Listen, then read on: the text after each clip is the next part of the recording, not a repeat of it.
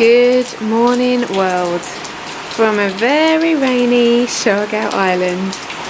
It's been raining like this since we woke up this morning. It's smelling really fresh out here, as it always does when it rains, and you get to see why the island is so lush and green, because it does rain like this quite often. So it is another lockdown day here in the house, and Story's actually doing one of her favourite activities from original lockdown when we first were on the island, which is doing draw-alongs on YouTube. I'm drawing a crocodile. And whose video are you watching? Nuno. Yeah, you're doing Nuno's crocodile. Yeah. And you're doing really well. There we go. Story's about halfway through her drawing, and we're copying this. This tutorial was actually by our friend Nuno, who lives in Portugal, and he has a YouTube channel, and he's got some lovely tutorials here for kids. If you want to check them out, we'll put a link to it below. Now I'm drawing his feet.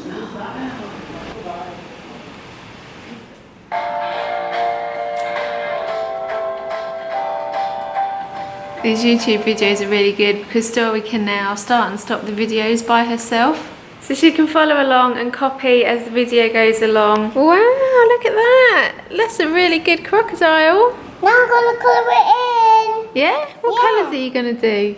Yellow, green and yellow. Oh, nice. I've actually just had to turn all the lights on in the living room because it got so gloomy and dark. It's like a proper wintry day today. Let's have a look out the front. Look at that, the sea is blending in with the sky. I haven't seen much activity out here this morning. Haven't seen any of the dogs. I think everyone's just going to be hiding inside today. Are you nearly done? Yeah.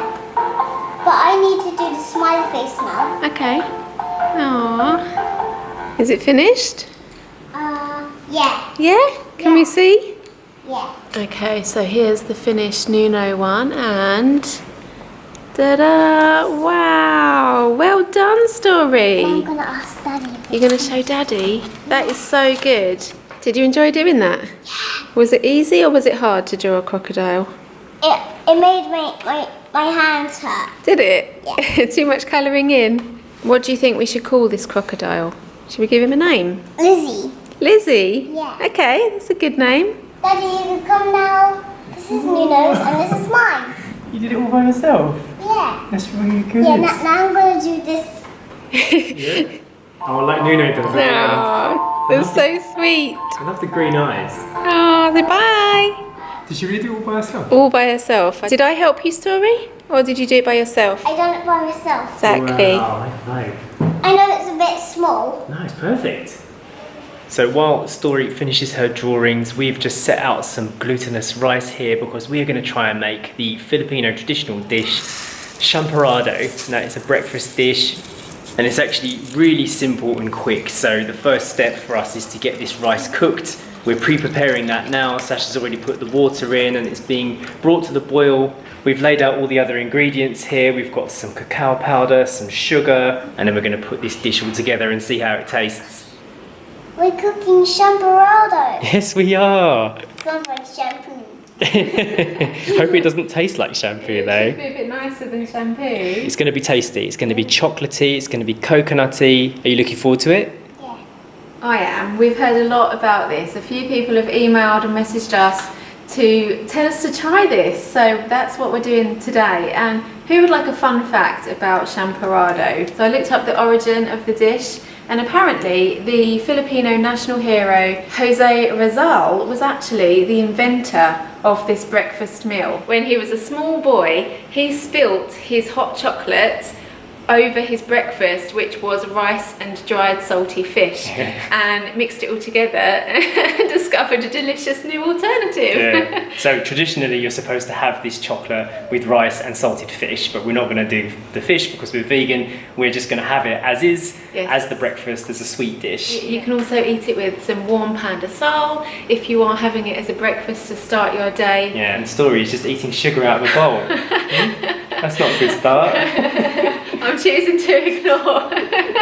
Champorado means mess. That's what we've been told, isn't it? Yeah, I've been doing some Googling, and the word champorado apparently just means a mess or a muddle or a mix-up, which reminds us of a very traditional dish in England as well called the Eton mess, and that came about a similar way. Oh dear, Mirabelle's got chocolate on her, never mind. I really hope this works because I'm not convinced by the recipe entirely. Apparently just 1 cup of rice is enough to serve 6 people. So because I'm really hungry, I did a workout this morning. I convinced Sacha to double the recipe. So we've got 2 cups of this glutinous rice in the pan, boiling away with, what, 10 cups of water? Yes. So a ridiculous amount of water. Yeah, I actually didn't put all of the water in because as I was pouring it, I was like, this seems like an awful lot of water. So I could have, there's probably about 3 or 4 cups left over of water that I didn't put in. I think though it might be a bit like a risotto because you're supposed to stir it every 3 minutes. And we've never cooked with this particular rice before. It doesn't look like the normal traditional glutinous rice we would have used in a recipe. No, but it's brown. This is what the locals have given us to use. So let's see. How did it come out? Okay. Right, so it's the rice. It's been cooking for 20 minutes. And now we get to add the chocolate. It's a fun bit. Yeah, tip it all in. That's it. That's it. So that is half a cup of raw cacao powder. Did you get everything in? Yeah, a little bit in there. Brown sugar this is. Okay. All right, put all of that in, I guess. Yeah, that's half a cup of brown sugar. Yeah. Alright. Stir, stir, stir, mix it all in. Be careful not to spill it all over the edge. You like cooking? Yeah. I like doing chefs the best. Yeah? Yeah. Oh, I forgot. We have to add in the tablea. Oh, while it's still hot. So cacao powder and tablea is what this recipe that I found was. Okay, and tablea are these Filipino chocolate discs which melt down. They're 100% chocolate. Yep.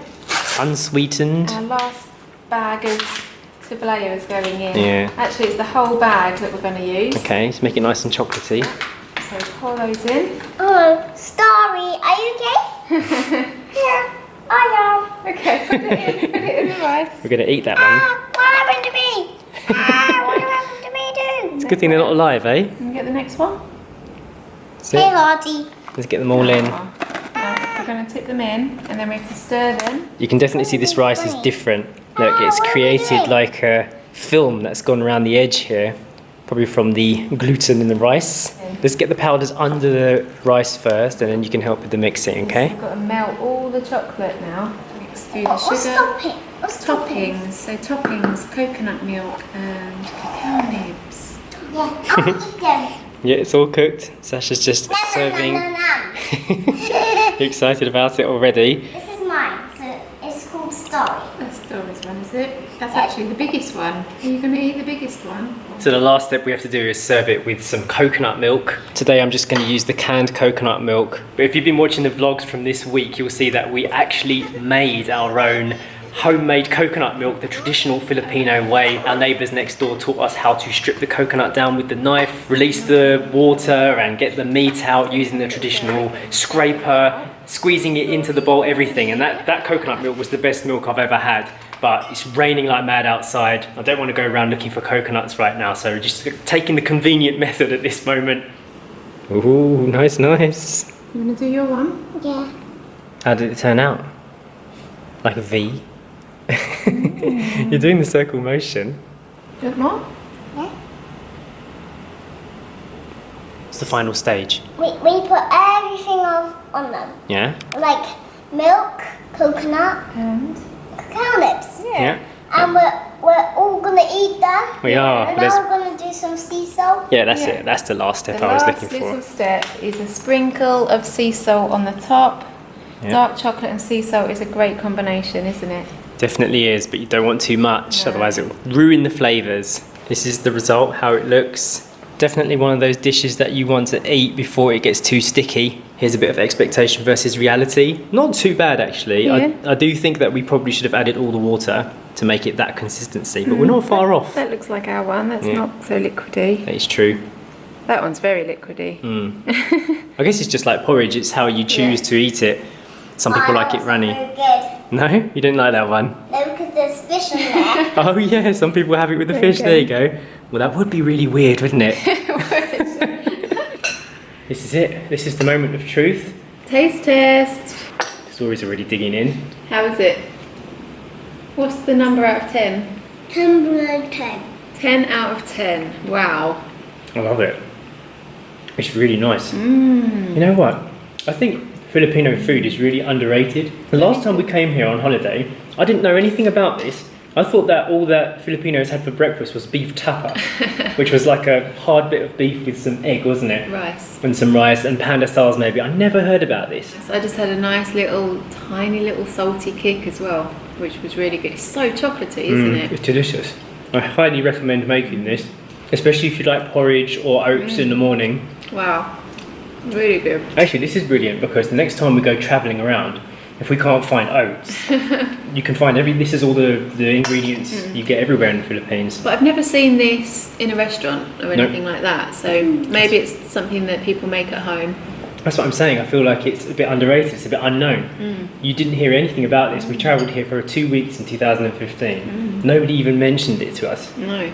I should say though, I was wrong about the portions. I thought that 1 cup wouldn't be enough, but let me show you how much is left. So we've managed to make these 3 big bowls here, which will probably fill us up quite a bit, wouldn't they? Yes. That's a good lunch. Yeah. And this is how much got left over. Loads! This will be enough for like 3 days in there. So trust the recipe, that rice actually does make what they say it will make. I would say what's left over is enough for the same again. So we eat quite big portions anyway. So maybe you're supposed to have it in a smaller amount, but we are going to chow down on this because it is delicious. I will definitely be making it again. Maybe more as like a special occasion dish because it's really, really chocolatey. I don't know if you could eat it every day, could you? I think I could. Really? Also, quite inexpensive if you think about it, Yeah. because these ingredients are cheap to come by. Yeah. Especially if you make your own coconut milk. Yeah, I was just about to say, if you make your own coconut milk, which there's so many coconuts on this island, you could easily make it part of your week and it'd be affordable, wouldn't it? Yeah. We'll put a link in the description box below to the recipe that I used. I would say that you will enjoy this more if you like dark chocolate. Yes. If you don't like dark chocolate, you probably might want to mix some of the coconut milk into the porridge. Yeah, but I did read as well on the blog post where the recipe is that it's supposed to be dark chocolate. Like you can't skimp on the chocolate or try and make it with a different type of chocolate. It has to be dark chocolate. Otherwise, it's not champorado. Story has just surprised us with this fantastic picture of the crocodile that she drew this morning. We just sent her to her room for a bit, said, go and do some drawing on your magnet board, and this is what you came back with. No tutorial needed, was it, Story? No. Did you follow any instructions or did you just do it by yourself? I just done it by myself, I think. That is so Wow. impressive. High five. I need one of those. Boom. I really need one of those. Boom. Boom. I'm so impressed with your drawing, Story. Yeah, it's you've got fantastic. Really, really good. Nuno's going to be so impressed. It has not stopped raining all day, but the stormy and windy weather has subsided. Looks like they're working on the Christmas tree here. Looks nice actually. Gonna leave Biddy here because I'm going to fit a new carburettor to him. The old one still works, but it's missing a few bits. So I just got a whole new set. I got a really good deal on Lazada, so that should improve things. I ordered something called Adlai from farmtofolk.ph, and it's like a kind of alternative to rice, but it hasn't arrived yet. So I'm gonna go down to the local store and stock up on some rice. Still running. I just saw a mosquito in here. I was talking to my mum on Facebook Messenger the other day, and I was telling her how I have barely seen any mosquitoes in this area. There's definitely none in the house whatsoever, but there are some by the car. It's the only place where I get bitten. When we were staying in Makulai, there were so many mosquitoes, we were getting bitten to death. And I thought this area was going to be a bit of a problem too, but no, I'm very pleased with where we found to live. Sacha and I both said to each other, pretty much within a month of moving to Siargao, that we definitely needed to have a car, and this is the reason why. Even though it's not raining at the moment, just the idea of only having a motorbike in the rainy season anywhere is just out of the question. It's so uncomfortable going out there, having to put on a poncho. I love the fact that we can just close the doors up, be protected, and we can still move around in comfort. I think a lot of Westerners, when they think about moving to Thailand or moving to the Philippines, they'll say, it's okay, I'll just get a motorbike, it's hot. But when the rains come, I think a lot of people do change their mind. If you've got the possibility to get a car, it is nice. I just saw a buffalo standing in the jungle and it made me think of Story. It's funny how as a parent you can't even go 5 minutes without your kid, without thinking about your kid. I've only been out for a few minutes and all I'm thinking about is what she would like if she saw those things.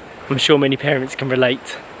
There we go, food delivery. What's going on here? I was editing in front of the AC and I was cold, so I put my little cozy on. Hey Story, I just saw a really cute buffalo outside and I thought of you. Oh! I thought you'd have liked to have seen it. Would you like to see the video clip? Was that cute? Yeah. Is there rice there? Rice, yeah, I got some rice from the shop as well. Also found some spaghetti and who remembers from our Trying Filipino Snacks video, Sacha's favourite coconut bites.